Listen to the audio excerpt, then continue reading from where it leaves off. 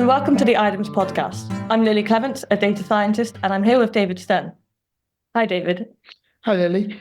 Excited to discuss. What are we discussing today? What's interesting there is, I don't know if you could tell, but I did just mess up the entry, which is a little bit linked to what we have discussed today. I was meant to say a founding director of items. That was not intentional. But today to discuss, is generative AI making me think less? Is it making me lazier? Oh, you do use it a lot. I do. And overuse of anything is bad. Yes. Diversity is good. In fact, I think it's one of your quotes that you say is everything in moderation. No, what is it? Everything in moderation. Especially moderation. Especially moderation. Yeah. And I guess it's a good thing that it's not only me. I know that I was speaking to Johnny, who does the kind of processing of the podcast, and this is how the kind of conversation came about, was that he says the exact same, and that he doesn't even let himself finish a train of thought. He will then be like, oh, what's this word I want? Oh, I'll just look it up. I'll just ask ChatGPT. And then it starts to make you, or any generative AI, and that starts to make you a little bit concerned, because I feel it in myself that I'm losing something there. Yeah. That I'm losing this ability to think in a way that I once did. Yes. It's amazing how regularly this happens. I remember back in the day, people used to remember phone numbers. I could probably still remember my phone number from when I was a child, but yes, I guess that's not quite there.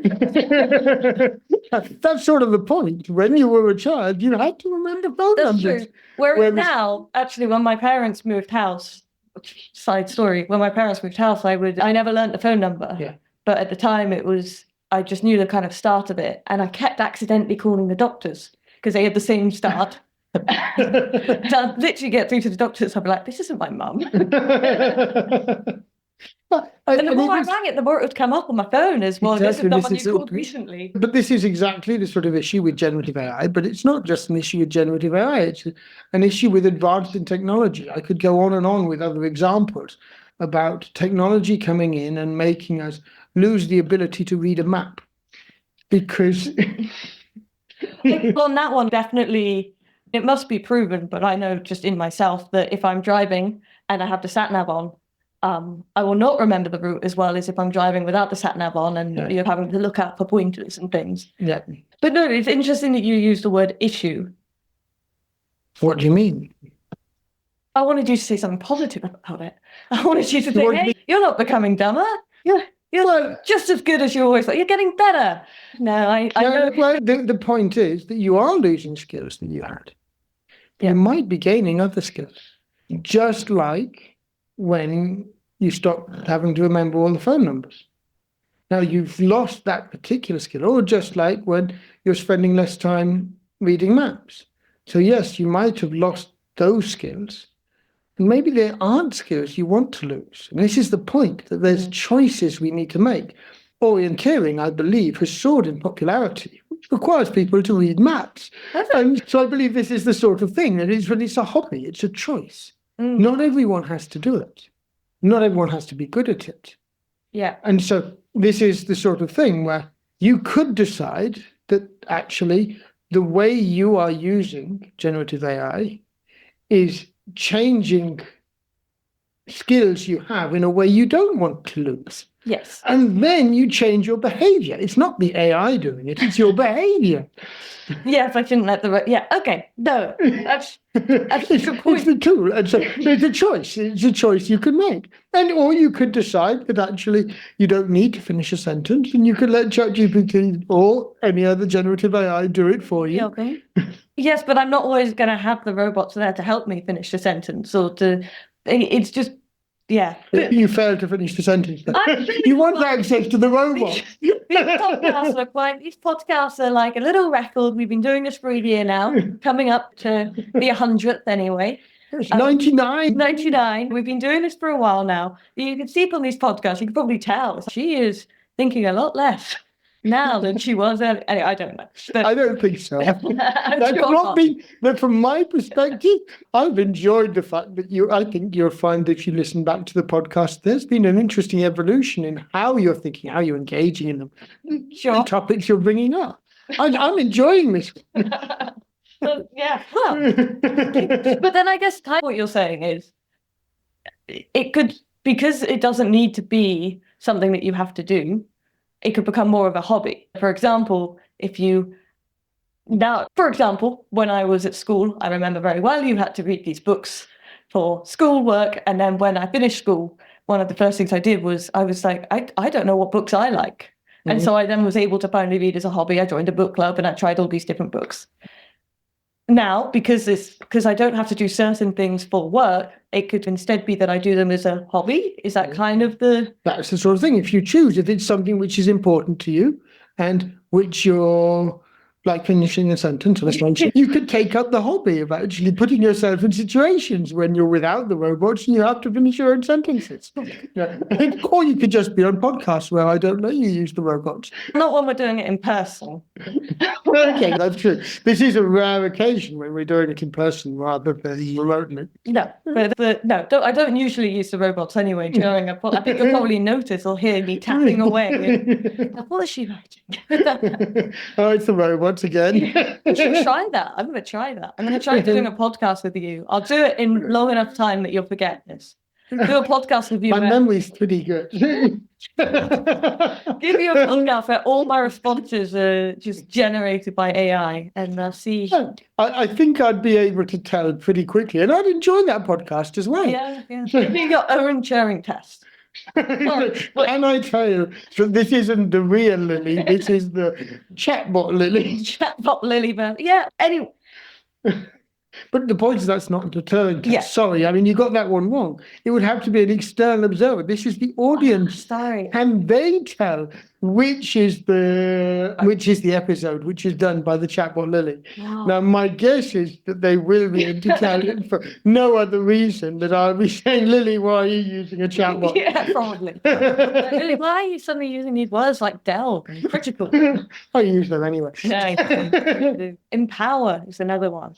But okay, so because I had this conversation with Johnny about that we are both feeling like we're not using our brains the same way as before. You can feel yourself losing a skill, and that's painful. That is not a comfortable feeling. I know. I feel it very substantially as I stopped doing sport. And when I was really active and doing a lot of sport, and then I was a bit less active. And whenever I went back to play volleyball or something like this, it was not quite as good as I used to be. Oh, it was painful. And the point is, it disencouraged me from going back. I have an incentive emerging to go back, my kids. I see. And so when they're getting into sport, and so as they get into it, I can get back in, not feeling worried about the fact that I'm nowhere as near as good as I used to be. Yeah. But I'm just enjoying doing sport in a different role, in a different way. Okay. And that could be the same in this context. That you may need a bit of time to grieve, to get beyond the fact that you're losing that skill and you're not quite as sharp as you used to be for that particular skill before you take it up in a different way, in a different role. Sure. I completely agree, and that's a really nice positive spin on it. I guess the thing with sport is that's something that's happened for many years to many people. Yes. Whereas this whole concept of ChatGPT coming out, we don't actually know. Remember, just generative AI. Generative AI. Because you don't need to advertise a particular generative AI, even though it is the one that everyone talks about. I know. And I would be interested to use other generative AI to see how different in response to that I get. But that's another thought for another day. Let's do one thought at a time while I'm able to even finish a thought. What was the thought again? We're going to have to check. No. So it was that we don't actually know the kind of, I guess, long-term impact of stuff like generative AI and how that can impact us. I know that some studies, for example, have said about when you stop working and go into retirement, if you then don't let your brain stay active, that can cause a lot of deterioration and that can be when things like Alzheimer's crop up a bit. I agree. I feel you are being challenged sufficiently in other ways. I try my best to challenge you. And maybe I'm not doing a good enough. No, I think it's fine. Will you like some more challenges?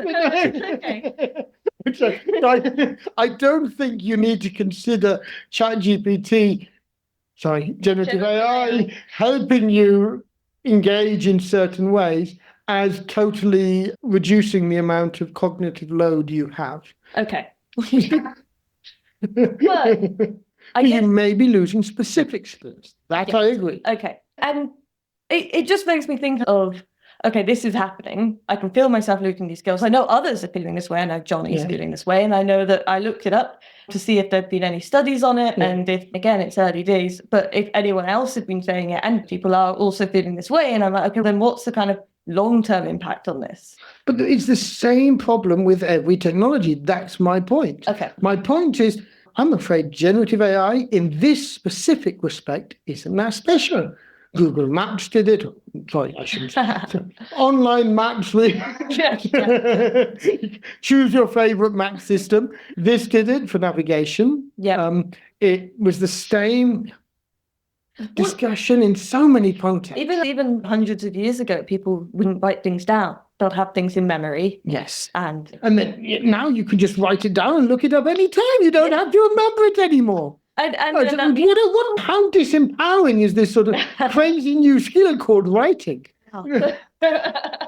So dependent on a pen and paper now. I don't have pen and paper on me. You don't. Well, yeah. But anyway, yes.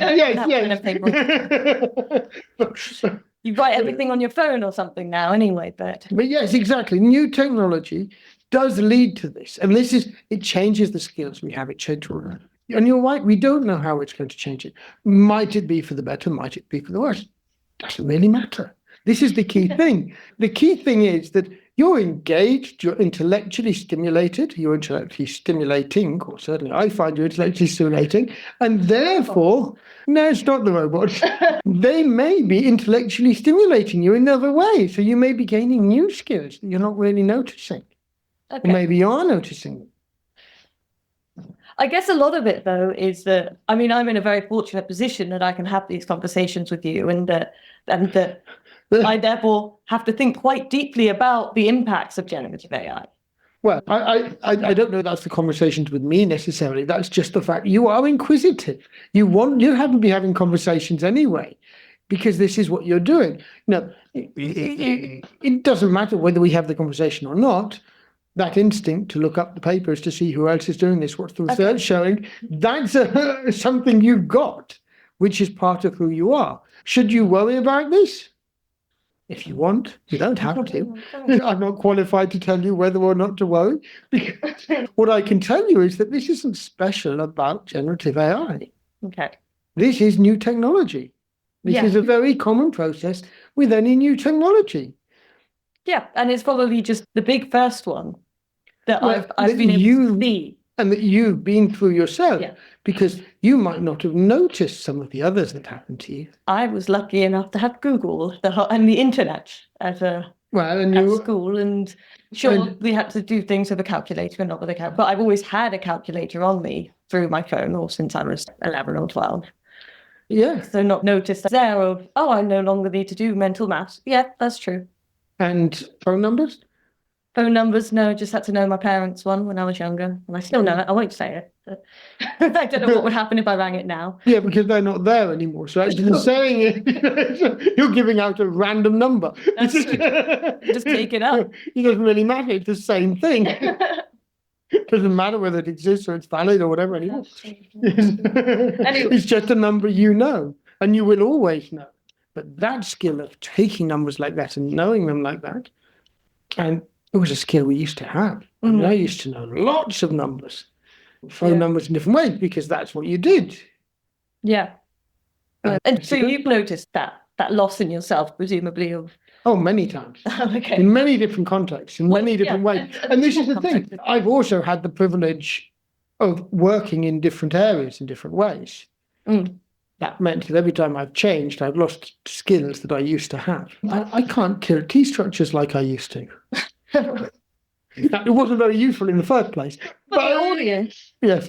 This is a mathematical thing, I think, which I don't know. And I just happened to do my PhD studying it. And so at one point, I was pretty much the best person in the world at T structures on Calabi varieties related to nerve patches and their surfaces. And that's what I really did in my PhD. And nobody in the world was really as good at it as me then. Right now, I'm basically an amateur. From going to that sort of the height of tilting T-structures down to where I am now, it's a painful process. Those dizzying heights of butter. Exactly, yeah. Now look at you and your skills. Exactly. Where are they going? I've just lost them because I've not been tilting those T-structures enough. No, that's fair. That is fair. I guess I wanted to pick up on something else. Towards the start of this, you said about diverse. You said that it's less diverse. And I guess we've spoken before about how using generative AI will, I guess, make our text and what we're saying less diverse. Depends how it's created. It depends how good it gets in different ways. We don't know. Okay. This is the thing. Yes, at the moment, and in the nature of way where AI and machine learning and what it does, is it does, unless it's baked in to increase diversity in certain ways, and then of course you get problems that can existed, and we discussed this in the images related to Gemini and so on. And so unless you try and bake diversity in, it's not what it's set up to do. Yeah. And it's interesting to see where it goes. We don't know. It is interesting, and it is something that I'm looking forward to seeing. And is also what, again, while I was looking it up, someone who asked on, I think it was on like a Reddit page or something, just while I was looking up, is generative AI making me lazy or dumber, or whichever term we want, because I feel all of them. But someone responded they're using generative AI. Yeah. And you could immediately tell, everyone could just immediately tell. And there's something in there, something in that text that makes you be able to tell. Yeah. I wonder how things are going to go over the next few years of if we just all start converging to speaking a certain way, which I really don't want to happen. I think you'll find that in the world there are forces for convergence and there's forces for divergence. And I don't believe generative AI is that different from other technologies in this respect. It's a new technology. It is reshaping the world, just as many other technologies have in the past. Is it going to totally dominate? The amount of money pouring in, you'd think so, but I don't believe so. I think that it's just like many other big transformative technologies. It will leave its impact, it'll leave its mark, and then something else will leave its mark, and the world will move on. And the world will keep moving. It'll become what it becomes. I wouldn't worry too much about the skills you are losing. By all means, be conscious of them and think about whether you want them as a hobby or you want to maintain them in some other way. Yeah. But if they're not useful to you anymore in the way they were in the past, well, embrace that. Embrace what that frees you up to be able to do and learn in the future. This is what's so exciting. We don't have a single path in life. Now, is it going to be disruptive? For many people, yes. Mm. You're in the fortunate position that there are enough different skills that it's not if the only skill you had was manual labor working in a factory and suddenly your role is automated. Yes. Now it's much, much harder to regain a new skill or and so on. And you're in the fortunate position, you might be losing a mental skill which you gained, which you enjoyed, which you engaged with. You can gain others, you can enjoy others. And if the robots make it easier for you to do that skill, great. Then put your mind to something else. Finding out how are the robots making us lazier. That's a really interesting study. There's a lot to be learned from that. You could engage in that. Yeah, I wouldn't. Well, I'll just give the papers to generative AI and get that to tell me. For me. Thanks. Yeah. And meta-analysis. Can you read it for me? Yeah. Where should I submit it to? Great. Do you mind telling me the submission process? Put it down into this format. Exactly. There you go. But no. Okay. Yeah. That's very interesting. Like I say, it's an uncomfortable feeling. But I'm sure that I know that many people are feeling it as well. But you're right, you just need to, and you hit it on the head when you said it's up to you. No one's making you do this. Or... Exactly. It's your behavior choices, and I'm not saying they're bad choices. If you're not happy with them, you can make different choices. Oh yeah, but I'm so much more efficient this way. But okay. But that means, but that might make you happy. Does it make you happy to be efficient, or does it not make you happy? I like being efficient. Exactly, I know. And therefore, fine, don't worry about it. No, okay. I'd start worrying about it if you find that you can't discuss it, you can't engage, as you are doing now, in an interesting discussion on these things. Then you could say, okay, I still want to be able to discuss things in interesting ways. What do I need to do that? And the point is that it's not you then have to get rid of using responsible AI or think about doing it responsibly.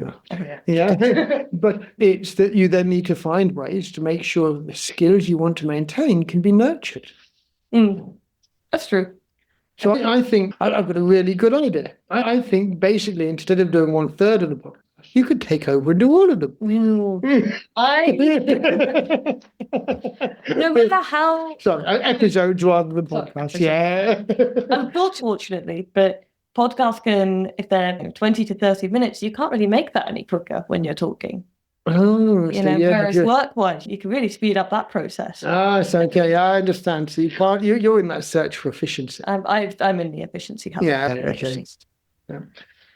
This has been fun. I've enjoyed it. No, me too. Do you have any final things to say? I don't. Do you? No, and this one's about you. Don't. Of course I don't. I need to check with the robots. Oh, yeah. If you check with the robot, then you might have a final thought. No, they'll give me a nice summary. Exactly. That's exactly what we should do. Yeah. Watch this space. If maybe in the comments you'll find a summary from Lily by the robots. Of my final words. Sounds wonderful. That's great. Thank you very much, David. Thank you. Cheers.